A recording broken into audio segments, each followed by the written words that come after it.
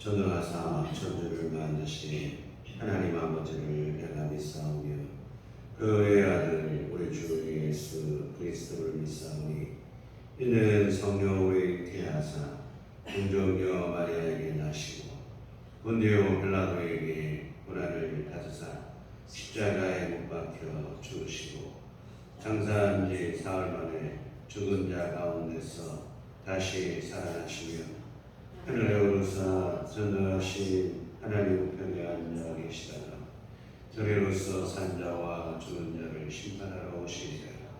성경을 믿사오며 거룩한 공의와 성도가 서로 교통하는 것과 죄를 사하여 주시는 것과 몸이 다시 사는 것과 영원히 사는 것을 믿사옵나이다. 아멘.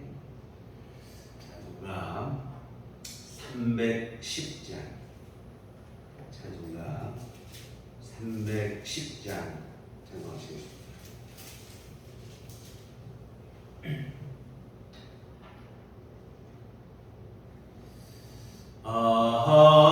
하나님의 은혜로 있을 때 없는 자 왜 구속하여 주는지 난 알 수 없도다. 내가 믿고 또 의지하는 내 모든 영편하시는 주님 늘 보호해 주실 것을 나는 확실히 아네. 왜 내게 굳센 믿음과 또 주셔서 내 마음이 항상 편한지 난 알 수 없도다. 내가 믿고 또 의지하는 내 모든 영편하시는 주님 늘 보호해 주실 것을 나는 확실히 아네. 왜 내게 성령 주셔서 내 마음 감동해 주 예수 믿게 하느니 난 알 수 없도다. 내가 믿고 또 의지하는 내 모든 영편하시는 주님 늘 보호해 주실 것을 나는 확실히 아네. 주 언제가 임하실지 혹하며 없나지 또 주님 만날 그곳도 난 알 수 없도다. 내가 믿고 또 의지하는 내 모든 영편하시는 주님 늘 보호해 주실 것을 나는 확실히 아네. 아멘.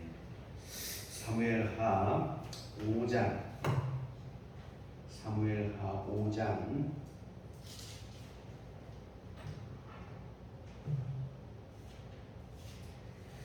1절에서 5절까지 말씀 보시겠습니다. 사무엘하 5장 1절에서 5절 말씀. 이스라엘 모든 지파가 헤브론에 이르러 다윗에게 나와 이르되 보소서 우리는 왕의 한 고륙이니이다. 전에 곧 사울이 우리의 왕이 되었을 때에도 이스라엘을 거느려 출입하게 하신 분은 왕이시었고 여호와께서도 왕에게 말씀하시기를 네가 내 백성 이스라엘의 목자가 되며 내가 이스라엘의 주권자가 되리라 하셨나이다 하니라. 이에 이스라엘 모든 장로가 헤브론에 이르러 왕에게 나오매 다윗 왕이 헤브론에서 여호와 앞에 그들과 언약을 맺으매 그들이 다윗에게 기름을 부어 이스라엘 왕으로 삼으니라. 다윗이 나이가 30세에 왕위에 올라 40년 동안 다스렸으되 헤브론에서 7년 6개월 동안 유다를 다스렸고 예루살렘에서 33년 동안 온 이스라엘과 유다를 다스렸더라. 아멘. 우리가 어제 보신 것처럼 사울의 아들 이스보셋이 중심으로 모여있던 11지파와 유다지파, 12지파가 이제 하나가 되는 그러한 자리가 형성이 됐습니다. 그래서 아브넬이라고 하는 장군이 11지파를 대표로 해서 와서 다윗과 조약을 맺고 12지파가 하나가 되려고 하는 이러한 준비를 하게 됐는데 이 사사로운 요압 장군의 그 사사로운 감정, 그 감정에 의한 보복 때문에 이 12지파가 하나 되는 일이 무산될 뻔했어요. 11지파의 민심이 다윗에게서 돌아서고 아니 앞에서는 함께 하자고 하더니 함께 하러 간 장군을 뒤에서 죽이느냐 뭐 이런 소문이 일어나게 되어지죠. 그러나 사실은 다윗이 죽인 것은 아니고 다윗의 군대 장관이었던 요압이 사사로운 그 감정에 의해서 보복을 했을 따름인데 이와 같은 다윗은 그때의 이 어려운 상황을 진심 어린 그의 행동을 통해서 해결해 나갑니다. 그래서 죽은 아브넬 장군을 위해서 장사를 잘 치러주고 그를 위해서 밤새 슬피 울며 음식을 금하며 통곡을 합니다. 이런 다윗의 모습을 보고 사람들이 이건 다윗이 죽은 게 아니구나 하는 이러한 사실을 알게 되고 이반된 민심이 다윗에게로 다시 돌아오게 되어집니다. 이와 같은 이런 일이 있었을 때 아브넬이 죽었다는 소식이 이제 사울의 아들 그 당시 11지파를 다스리고 있던 이스보셋이 아브넬이 물론 자기와 처음부터 이제 벗어나긴 했지만 다윗에게 갔다가 죽었다는 소식을 듣고는 이스보셋이 맥이 풀리는 거예요. 자신을 지탱해주던 그런 버팀목이었던 사람인데 이 아브넬이 죽고 나자 이스보셋도 이거 뭐 어찌해야 할 바를 모르고 문제는 이제 이렇게 되다 보니까 이스보셋은 힘도 없는 사람이고 그 밑에 있던 아브넬 다음으로 군사를 지휘하고 있던 사람이 두 사람이 있는데 우리 4장의 말씀을 한번 살펴보는 거예요. 바나와 레갑이라고 하는 이 두 장군이 사실은 이스보셋의 그 11지파의 군대를 주관하던 사람들인데 이들이 생각할 때 뭐냐면 아브넬도 죽었고 이스보셋은 힘도 없고 생각할 때 이제 다윗이 대세라는 것을 알게 된 것이죠. 12지파가 이제는 지금처럼 11지파, 한 지파 나눠서 지낼 수 있는 상황은 끝난 것 같고 다윗이 온 나라를 통일하게 될 것 같은데 그렇다면 우리가 어떻게 하면 여기서 힘을 얻고 살아남을 수 있을까 생각을 하다 이 두 사람이 뭐냐면 이스보셋을 죽이고 다윗에게 가서 우리가 항복하자 쉽게 말하면 그런 생각을 하는 거예요. 이 사람들이 사울의 아들 이스보셋을 죽입니다. 그리고 그 머리를 가지고 누구에게 가냐면 다윗에게 가는 거예요. 그러면 다윗 왕이 자신들을 칭찬해 줄 것으로 생각을 했겠죠. 어쨌거나 12지파가 하나 되는 것은 분명한 사실이고 그래도 아직까지 남아있던 사울의 아들 이스보셋이 걸림돌이 되는데 그 걸림돌을 자신들이 제거해주면 다윗이 칭찬해 줄 것으로 상급을 내릴 것으로 생각을 했어요. 그런데 다윗은 이 두 사람을 칭찬하지도 않고 상급을 주지도 않습니다. 오히려 그들을 처치하는데 뭐냐면 임금을 배신한 자를 살려줄 수는 없다는 거예요. 사실 그렇죠. 한 번 배반한 사람은 두 번 또 배반할 수 있는 사람들이기 때문에 다윗이 그들을 환영해 주지 않습니다. 그리고 이 두 장수가 가지고 온 사울의 아들 이스보셋의 머리를 어제 우리 보신 말씀에 죽은 아브넬 장군의 무덤 옆에다가 함께 장사를 지내주는 거예요. 여하튼 이러한 다윗의 처리, 사실 어찌 보면 감정대로 그냥 자기 입속에 따라 움직이는 사람이 아닌 것은 분명한 사실입니다. 다윗은 정말 진심 어린 그 인격으로 이 모든 일들을 처리를 합니다. 그래서 사실은 다윗이 일찍이 사울 왕의 시기를 받아서 도망 다닐 때부터 다윗의 중요한 원칙, 믿음의 원칙에 따라 모든 일들을 행하는 거예요. 어떻게 하는 게 나에게 당장 이득이 될까? 손익만 계산해가지고 아주 그냥 자기에게 이익이 되는 대로 약삭빠르게 행동하고 그런 사람이 아닙니다. 다윗은 모든 일들을 설령 때로는 일이 더딜 수도 있고 자기에게 손해가 될 수도 있고 그렇지만 믿음의 원칙에 따라 모든 일들을 진행해 나가는 겁니다. 그러다 보니까 조금 더디고 늦은 것 같기는 했지만 오늘 본문에 보시면 이스라엘 12지파가 다윗을 중심으로 하나가 되는 그런 일이 일어나게 되어졌습니다.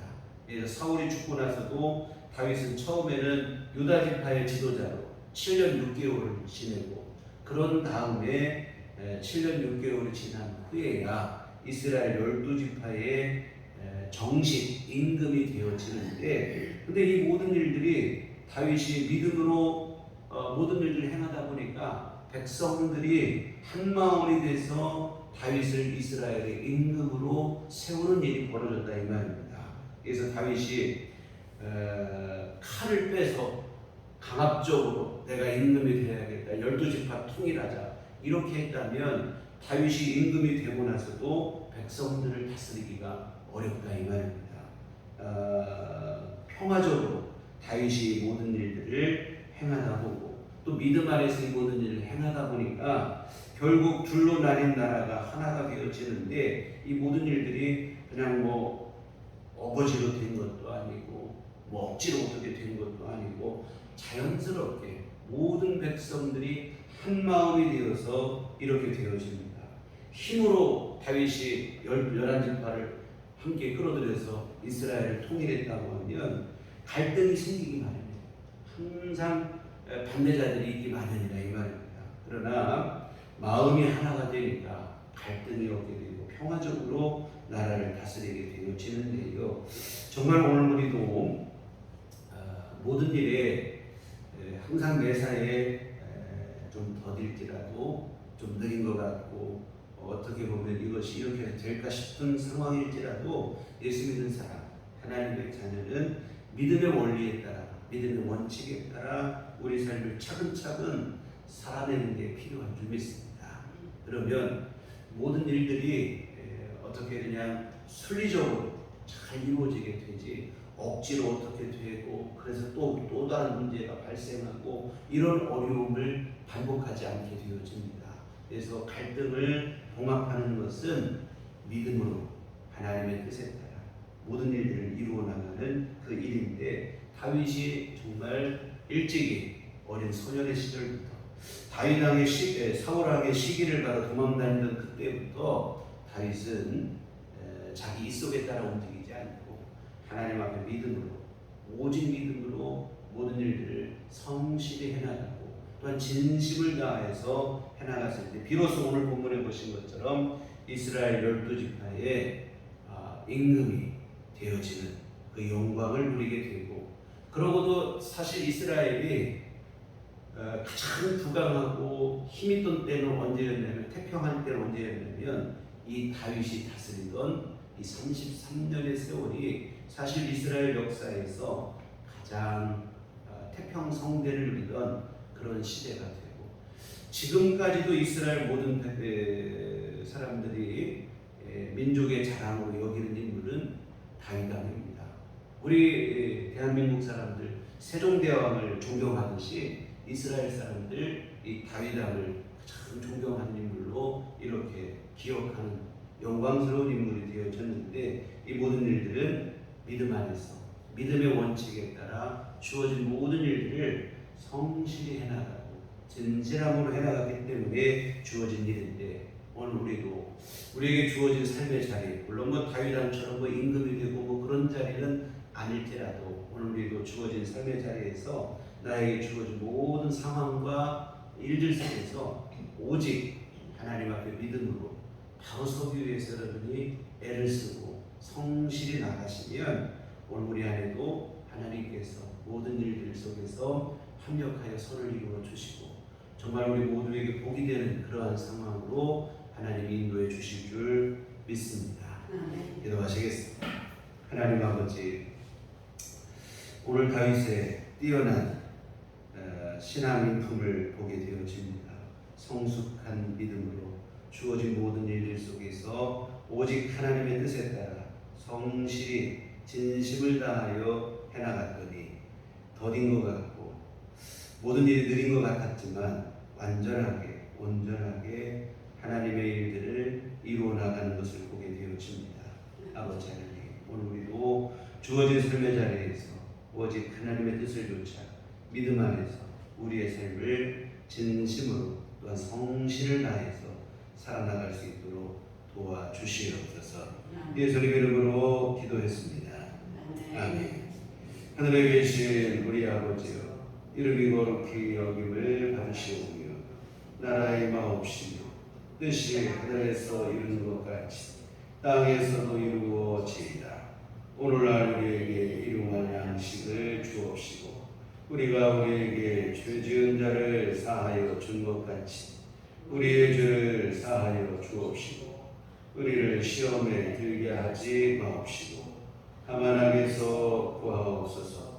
내게 나와 권세와